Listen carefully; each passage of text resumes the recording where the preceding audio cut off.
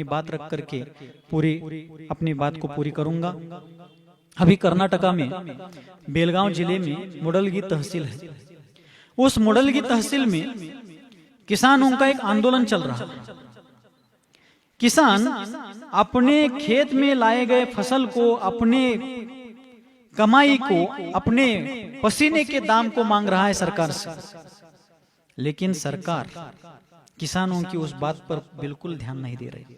5 से 6 लाख किसान, युवक युवतियां, कॉलेज के विद्यार्थी, स्कूल के विद्यार्थी, सारी जनता आज रास्ते पर खड़ी हुई है, वहां पर बैठी है। अन्य और अनेक अच्छे सेवाभावी लोग, संवेदनशील लोग उनके भोजन पान की व्यवस्था कर रहे हैं। विद्यार्थी लोग कंट्रीब्यूशन करके उन किसानों को, उन आंदोलनकर्ताओं को भोजन पान की व्यवस्था कर रहे हैं। लेकिन जिनके भरोसे सरकार, जनता बैठी है, किसान बैठे हैं, वो सरकार मात्र आंखों पर पट्टी बांध करके बैठी है।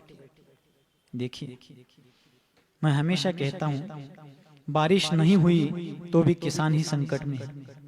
बारिश ज्यादा हुई तब भी किसान ही संकट में है।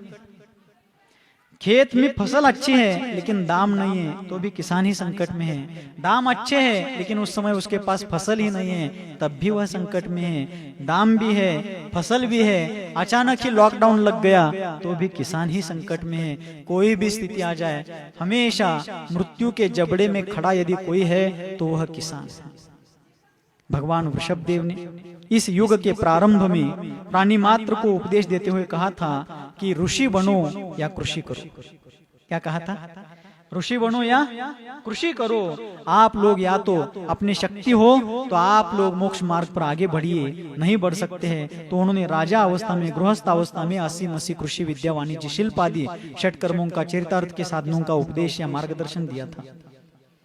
ऐसे भगवान वृषभदेव के इस देश में कृषि प्रधान कहलाने वाला, दुनिया में सबसे बड़ा कृषि प्रधान और विश्व का सबसे बड़ा लोकतंत्र, डेमोक्रेसी, ऐसा यह देश विश्व विख्यात होते हुए भी आज किसानों के ऊपर बड़ा अन्याय हो रहा है। अति वर्षा के कारण बारिश जीत गई। सुन रहे आप लोग? अति वर्षा के कारण, जिसको मराठी में अतिवृष्टि भी कहते हैं, अति वर्षा होने के कारण किसान की फसलें बह गई, खेतों में ही सड़ गई। अति वर्षा के कारण बारिश जीत गई। झूठ बोल करके सरकार जीत गई। फसलों का या अनाज का दाम गिरा करके व्यापारी जीत गया, किंतु अपने खून का पानी करके और पसीने से खेती को सींच करके भी किसान मात्र हमेशा हार गया है। ऐसी स्थिति इस देश में हुई। आप सभी लोग भी उसके लिए थोड़े बहुत क्यों ना हो, तालियां बजानी जैसी बात नहीं है। तालियां कब बजानी चाहिए इसका भी एक विवेक होता है। आप सभी लोग भी इन चीजों के लिए कुछ हद तक जिम्मेदार हैं। आप लोग बताइए, आप लोग डी मार्ट में जाते हैं, मॉल में जाते हैं, सुपर बाजार में जाते हैं, सुपर मार्केट में जाते हैं।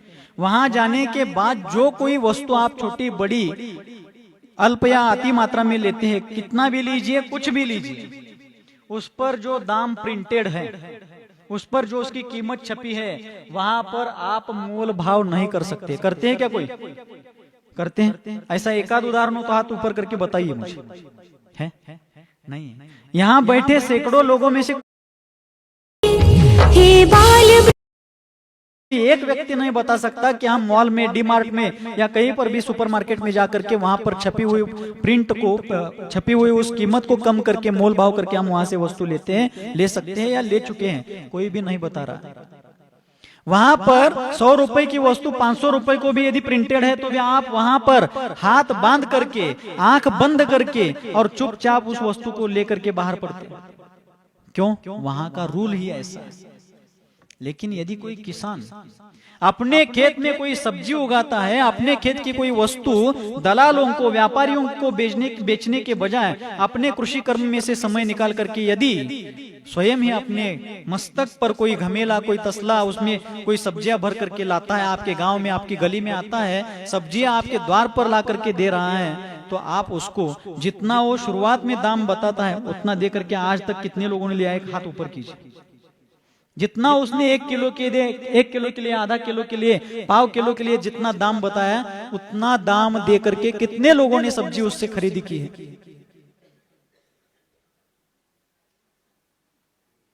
बस ओनली वन, एक आध ही हाथ उठा, कुछ चंद हाथ उठे। हमारे देश में हाथ तो चंद ही उठते हैं, बाकी तो बहुत से लोग जयचंद है। एक कटु व्यंग नहीं समझिए आप। किसान इस देश का ही नहीं पूरे विश्व का अन्नदाता है।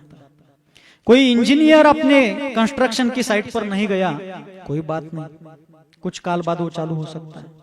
एक आध बार हमें डॉक्टर समय पर नहीं मिला, हम मर नहीं जाएंगे। हमारे केस लड़ने के लिए समय पर वकील नहीं मिलेगा, एक आध कोर्ट में हम हार जाए, अगले कोर्ट में अपील कर सकते हैं, वहां जीत सकते हैं।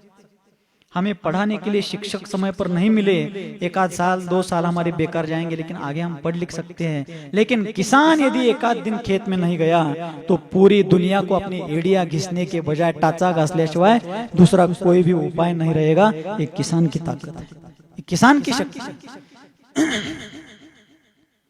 इसलिए आप लोग भी किसान ये सोचकर के आपके गली में आया है सब्जी लेकर के अपने वस्तु को बेचने के लिए कि दलालों को देने के बजाय मैं स्वयं और थोड़ा कष्ट करता हूँ, मेहनत करता हूँ, द्वार द्वार जाकर के बेचता हूँ, तो 4 पैसे जो दलाल कमाने वाला था वही मुझे मिलेंगे। मैं अपने माता पिता को वृद्धावस्था में उनकी अच्छी सेवा कर सकूंगा, पत्नी को 1-2-4 गहने ले करके दे सकूंगा, बच्चों को अच्छी पढ़ाई करके दे सकूंगा, बेटी को अच्छे घर में दे सकूंगा और बेटे के लिए कुछ करके मैं चला जाऊंगा। लेकिन हमारे द्वार पर आए हुए किसान का जो माल है, जो उसका मूल्य है, उसको हम हमेशा मोल भाव करके लेते हैं। हम ये नहीं कहते कभी कि बाबा बाजार में जाने का मेरा समय, वहां तक जाने की मेरी शक्ति, और वहां जाकर के पैसा अत्यधिक देने के बजाय दरवाजे पर ला रहे हो 10 रुपए कहते हो, मेरी ओर से 12 रुपए ले और तुम्हारे माता पिता की अच्छी सेवा करो, तुम्हारे बच्चों को अच्छी पढ़ाई दो, तुम्हारी पत्नी के साथ अच्छा व्यवहार रखो और खुशहाली का जीवन जियो। क्योंकि ज्याच्या खिशात मालमत्ता नाही आणि हातात कोणतीही सत्ता नाही, तरी देखील या जगाचा जो अनिर्बंध राजा आहे तो फक्त शेतकरी राजा आहे। त्या शेतकऱ्याची कदर या देशात झाली पाहिजे, उसकी कीमत इस देश में होनी चाहिए। आप सभी लोग जानते हैं 2020 में मार्च महीने से लेकर जून एंडिंग तक लगभग 3.5-4 महीने लॉकडाउन था क्या नहीं? आपके गांव में था लॉकडाउन? हम जहां थे राजस्थान में पदमपुरा में, वहां तो लॉकडाउन ही था। आपके पास भी था? सर्वत्र था, भारत में ही नहीं पूरी दुनिया में लगभग लॉकडाउन की स्थिति थी। ऐसी स्थिति में जहां सारे व्यापार उद्यम व्यवसाय सब ठप हो गए थे, सब बंद हो गए थे, उस समय हमारे भारत देश की, एक खंडप्राय देश की, एक विशाल राष्ट्र की अर्थव्यवस्था को जिसने बूस्टर डोज दिया था वह हमारा शेतकरी राजा है, वह हमारा किसान है। उस किसान की कदर यदि सरकार नहीं करती, व्यापारी तो करते ही नहीं है, और जनता भी यदि नहीं करती है तो बड़े दुर्भाग्य की बात है। आप सभी लोग जहां भी रहते हो, प्रत्यक्ष सुने परोक्ष सुने, उन किसानों के पीछे खड़े रहिए। सरकार के पास उनके मत को पहुंचाने के लिए, सरकार की आंखों की पट्टी निकालने के लिए आप सभी लोग हमेशा तत्पर रहिए। लेकिन किसान भाइयों से भी एक बात कहना चाहता हूं कि किसान भी आंख पर बहुत बार पट्टी बांध लेता है, जानबूझ करके अंधत्व का सोंग कर लेता है। किसान भी जानबूझ करके अंधत्व का रूप ओढ़ लेता है। जो निस्वार्थी नेता किसानों के लिए लाठियां खा सकता है, जो निस्वार्थ नेता किसानों के लिए अपने सिर फोड़ ले सकता है, अपना खून बहा सकता है, जो नेता अपने किसान भाइयों के लिए भूखे रह करके सैकड़ों मील पैदल चल करके उनकी बात की सरकार के पास तक पहुंचाने के लिए अहोरात्र एक करता है, उस नेता को भी एक किसान लोग तक चुनाव में गिरा देते हैं। मैं राजकीय बात कर रहा हूं, राजनैतिक बात रख रहा हूं, ऐसा ना समझिए। लेकिन हमारे कृषि तंत्र को और लोकतंत्र को यदि बचाना है तो किसानों को भी चाहिए कि जो निस्वार्थी नेता है, फिर चाहे वो कहीं का भी हो, महाराष्ट्र का हो, कर्नाटक का हो, मध्य प्रदेश का हो या पंजाब का हो, कहीं के भी हो, किसान तो किसान है। किसान के लिए भारत एक अखंड राष्ट्र है और किसान की जाति, किसान का धर्म सिर्फ कृषि है। वो हिंदू, मुस्लिम, सिख, ईसाई, किसान की ये जाति नहीं है। किसान किसान है, अपने घर में उसका धर्म है। कृषि के क्षेत्र में वो सिर्फ किसान या कृषि ही उसका धर्म है। इसलिए आंखों के ऊपर की पट्टियां और चुनाव के समय मिलने वाली चंद नोटों के लिए अच्छे नेताओं को चुनाव में हरा देना एक किसानों का कर्तव्य और धर्म नहीं है। सभी लोग जागृति पूर्वक काम करें, उन किसानों के कार्य के लिए सहकार्य करें। बेलगांव जिले के मुडलगी तहसील में जो उन्होंने आज बीड़ा उठा रखा है, ऐसा सुनने को मिला कि कल तक यदि सरकार उनके बात पर विचार करने के लिए सहकार्य नहीं करती है तो 10 लाख से भी ज्यादा लोग इकट्ठे होने की तैयारी में हैं और नेशनल हाईवे को रोकने की तैयारी चल रही है। इससे फायदा किसका होगा? क्या सरकार का होगा? क्या व्यापार का होगा? क्या किसानों का होगा? या व्यापारियों का? किसका फायदा है? नुकसान ही तो है। इसलिए हम सभी लोगों को ऐसे शोषित लोगों के साथ, अन्यायग्रस्त लोगों के साथ खड़े रह करके उनकी अनुमोदना, उनकी सहायता और जिस किस प्रकार से हम उनकी मदद में आ सकते हैं उनका सहयोग करना चाहिए। यही मंगल भावना है कि सर्वत्र संपूर्ण विश्व में सुखी रहे सब जीव जगत के, कोई कभी न घबरावे। बोलिए गुरुवर आचार्य भगवान श्री सन्मति सागर जी मुनि महाराज की। बोलिए परम पूज्य